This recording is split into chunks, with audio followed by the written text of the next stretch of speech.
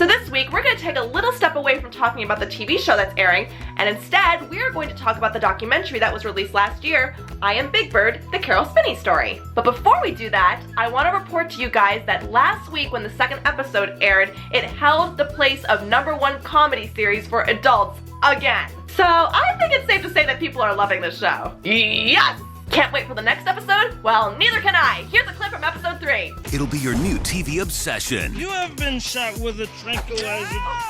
No, but I did lick my cousin once and the walls started melting, so I feel you, bro. What? I can't. I just can't right now. I can't right now. This just keeps getting better and better. Oh my gosh, yes! Drugs. Anyway, if you want to hear my personal thoughts on all the episodes, then be sure to check out my Muppet vlogs that are coming out every Wednesday after every new episode. Now, on with the review! So for those of you who don't know, Caroll Spinney is and has been the performer of Big Bird ever since Sesame Street started in 1969. And currently, he is the only original Muppeteer who's still performing on the show. This documentary was funded by a Kickstarter campaign, and I can't believe it's already been so many years since it started because I remember it like it was yesterday when they were asking for donations through all the fan sites and on Twitter and everything like that, and really, you could have not have asked for a better final product. I wouldn't be at all surprised if someone saw the Being Elmo documentary and decided that Caroll Spinney's story deserved to be shown in a similar light as well. And rightfully so. Much like the Jim Henson documentary that aired a few weeks ago, this documentary didn't just focus on Caroll's triumphs and his happy memories working with Big Bird, it also focused heavily on Caroll as a person who had a lot of trials and tribulations to overcome throughout his life. I personally love it when documentaries do this because it really gives us a sense that we're actually focusing on like a person as opposed to like a famous celebrity or something like that. So it definitely gives us the sense that, you know, they're more relatable and they have issues and problems just like everyone else in the world. It certainly helps us connect with them better and it makes us want to go on their journey even more. They briefly talk about how Caroll Spinney loved working with puppets as a child, which later led him to working on The Bozo Show,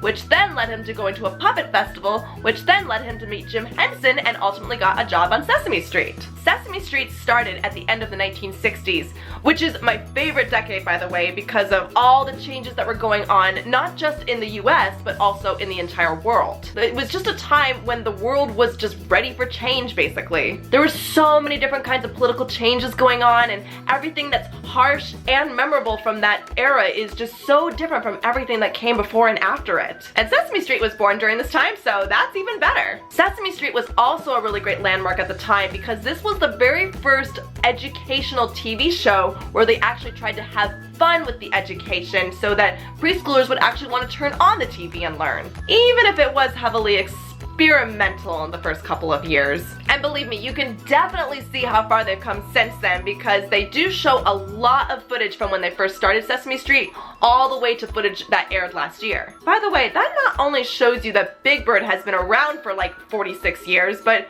think about all the generations of people that Big Bird has influenced. 46 years of kids all over the world. That's probably like your parents and maybe even their parents. I mean, Caroll Spinney has literally been doing Big Bird since day one, and he says that he still wants to keep going. He's like 80-something and he's still puppeteering. I remember reading last year when they hit the 45-year mark that they asked him how much more he wants to keep doing, and he said, probably about another 5 years, because then I can say that I did it for 50 years. Damn. They of course touch on the development of Big Bird's character. For example, he started out as a real dopey type character, but before too long then Caroll Spinney made him into more of like a really big 6-year-old child. A very curious 6-year-old child. And something that I really appreciate about this documentary is that they actually took the time to show us how the Big Bird puppet works. Now for a lot of Muppet fans like myself and for people who work in the puppetry industry, we already have a good sense of how that puppet works, but for the unfamiliar, it's really wonderfully educational. Because there really is this big misconception out there that puppetry is really easy and that it doesn't take that much work to make puppets work on television. I have worked as a puppeteer for many years, and I am telling you right now, it is not easy. A lot of people just don't realize how much technique and how much there is to master in order to make a puppet look believable, especially for television. But I think that this documentary did a pretty good job of creating awareness and a great appreciation for just the difficult but fun tasks and skills that it takes to make a puppet come alive on TV. Or just alive in general, pretty much. Like, they also demonstrated for the audience how when you're puppeteering for a camera, you're looking at a monitor and what you see is different from how you're actually doing it, because you're looking at the monitor and it's not a mirror effect. Instead, like if you're puppeteering a puppet, if I go this way on the screen, it's gonna appear going the other way. Again, not easy. Believe me, it took me like a week to master that skill when I was teaching myself to puppeteer on camera. Something else that I loved about this documentary is that it can get a little dark, but at the same time, there's a bit of an appreciation for them not sugarcoating anything. For example, Caroll Spinney opens up about the harsh relationship he had with his father growing up, the fact that he didn't start off too well with Sesame Street, and he also went through a pretty bad divorce with his first wife, and also they mentioned that he came close to committing suicide at one point. It's a little dark, but at the same time, there's this really big appreciation for the fact that they just are completely real and truthful about a lot of hardships that he had to deal with. And believe me, when it's first starting off like this and it's kind of dark, you're like thinking to yourself like, geez, this is kind of a downer. I mean, we're here to talk about Big Bird, right? And Big Bird's happy, come on. Sunny days. But then when you get to the really nice happy moments and all the uplifting parts of his life, then by contrast, it just seems a whole lot better. So you can't help but just let your heart melt at the fact that he had all these things that he's overcome, and then a lot of wonderful things happened to him. So it's okay that they included all those things. It's a little dark, but at the same time, it's okay. And by contrast, the good stuff is really good. My personal favorite part of the whole movie is when Caroll Spinney talks about how he met his current wife, Debbie, and it is just the cutest and the sweetest story that, I don't know, as a girl who's looking for love in the world, I just see these two and just how much they appreciate each other and just how in love they are, which seems like, oh my gosh, how could two people be so in love? But it's so funny to talk about them like that, but it's just so true. They touch on it so beautifully, and I just think to myself when I'm watching this, like, there is no way that I'm gonna settle for less than what these two have.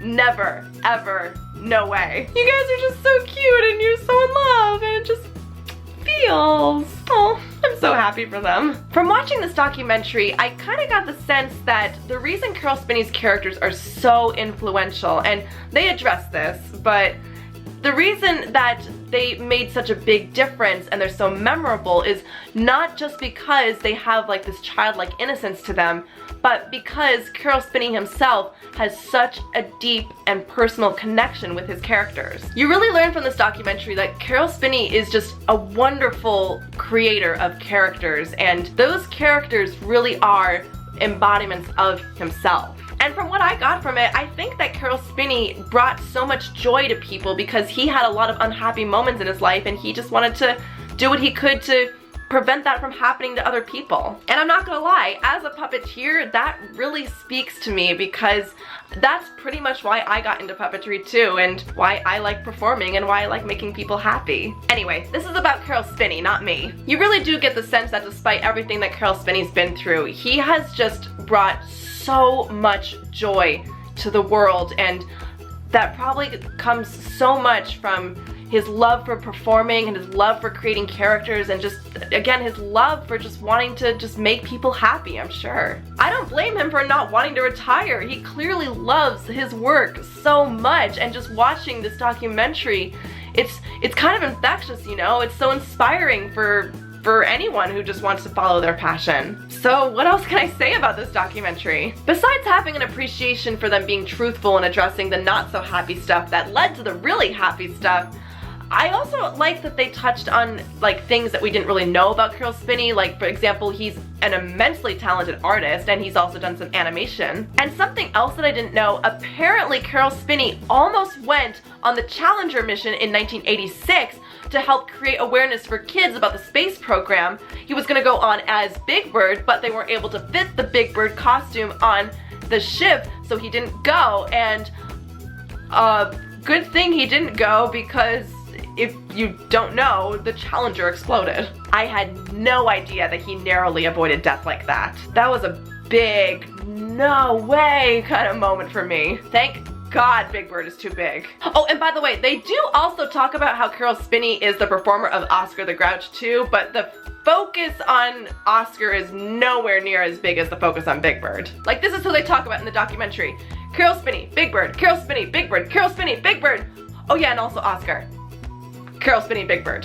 I would have personally liked to have seen them talk a little bit more about Oscar, especially since Oscar and Big Bird are like such opposite characters, but in the end, the title of the film is I Am Big Bird, so I guess they kind of gave us what we should have expected. So to wrap it up, this really is a really touching, sometimes downer, but very, very heartwarming documentary. Lots and lots of interesting information about the performer of one of the greatest characters on TV, and of course one of the most beloved characters on TV. And last year when they premiered this at the LA Film Festival, I myself did get a chance to meet Caroll Spinney very briefly, and such a nice guy in person. And I also had him sign my Jim Henson book. You can see it right there. There it is. Caroll Spinney, Big Bird.